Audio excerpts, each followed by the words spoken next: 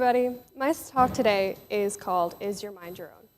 And you might be thinking, well, how do you get to that question? It kind of sounds kind of stupid. But when you really think about it, all the influences that we have in our lives, they shape us. And it makes you think, well, is my mind my own? Are my opinions, my thoughts, my feelings, are they truly mine?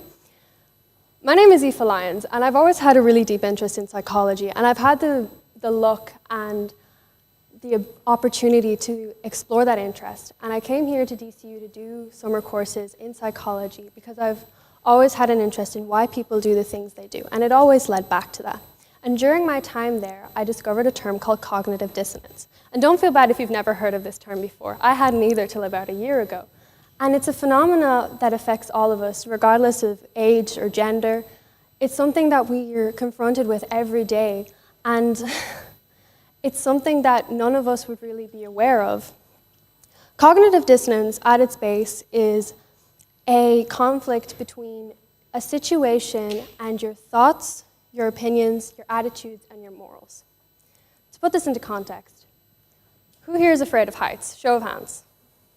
Yeah.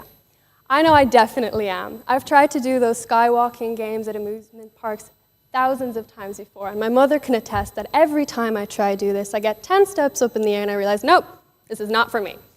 And I go straight back down. So let's use that for a minute. Let's say we're all terrified of heights, everyone in this room. And your friends call you up and they say, hey, we're going to go pier jumping this weekend. I would like you to come. And you think, well, no, I am terrified of heights. I do not want to do this.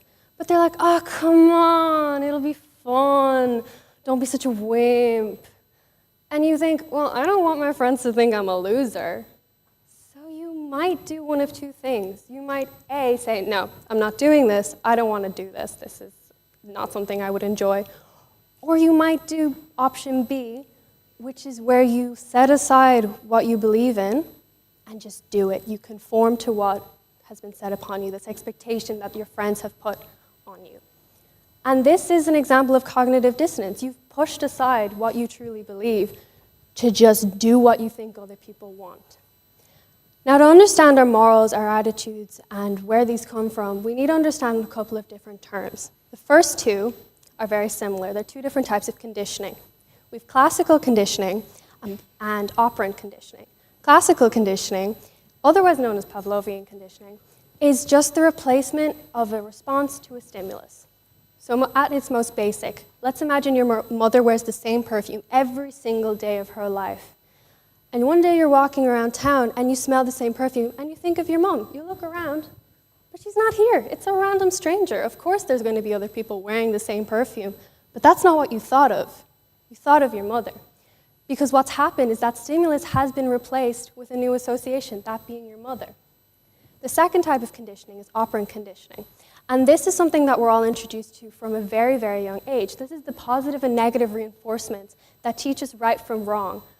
So, for example, being taught lying is wrong because you're punished, or being told that helping people is good because you're rewarded.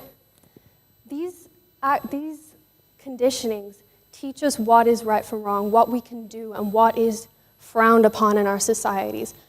But these can also be manipulated. Our conditionings can be used to make us understand the need to conform. And conformity is something that's been studied many times in several different experiments. The one that would bring to mind would be the Lyons study. Now, the Lyons study was an experiment where a group of 6 people were put into a room, 5 of which who were actors. And they were all given the same question. Which line matches the sample?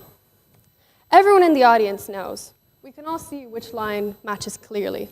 And yet, every person in that group gave the incorrect answer. The reason being, 5 of those people were actors who were privately instructed to give the wrong answer to see how the real participant would react.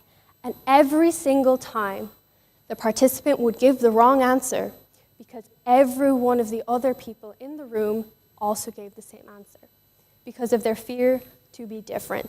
Our need to conform is a dangerous thing that will be manipulated and has been manipulated by people before.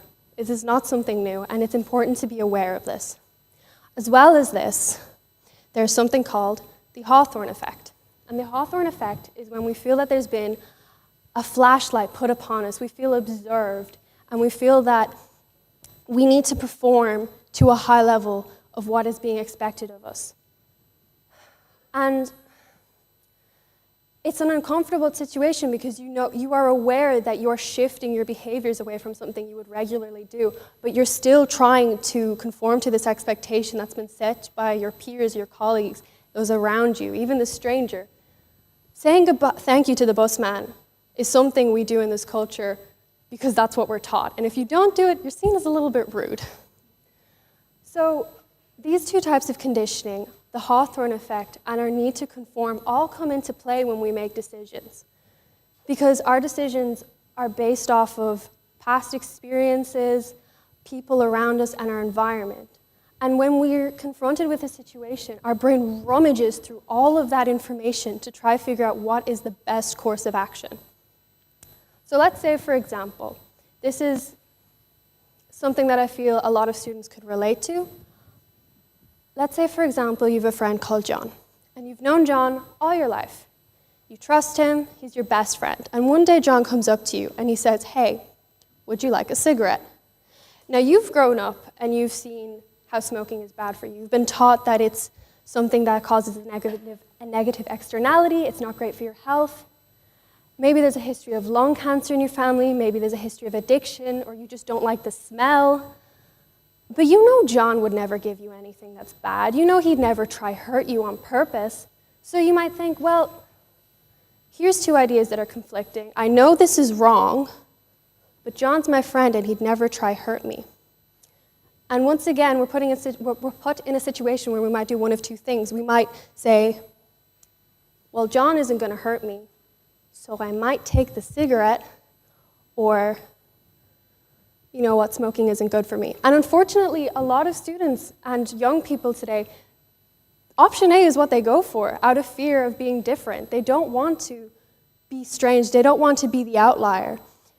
And these are manipulated every single day. We're all confronted with these situations. So I believe that it's very important for students and people, regardless of age, to surround themselves with like-minded people, because if not, we're going to absorb the ideals and the behaviors of those around us. Have you ever noticed how quickly slang gets picked up? How one group of people could start saying a word and suddenly everyone knows the word, its meaning, and it's everywhere. It's the same with our behaviors. It's the same with our tolerance for things, the things we accept in our societies. And if this isn't put into check, if we don't realize this before we absorb it and it becomes a mindless process of what we do every day, we'll never realize that we're not being our true selves and that we're conforming to a standard that we have not set and we probably didn't want to conform to initially, and yet we still are. So my takeaway today, or something I'd like you all to learn, is that when we're confronted with these situations, you have to really think, am I doing this because I think it's right or because I've been taught it's right?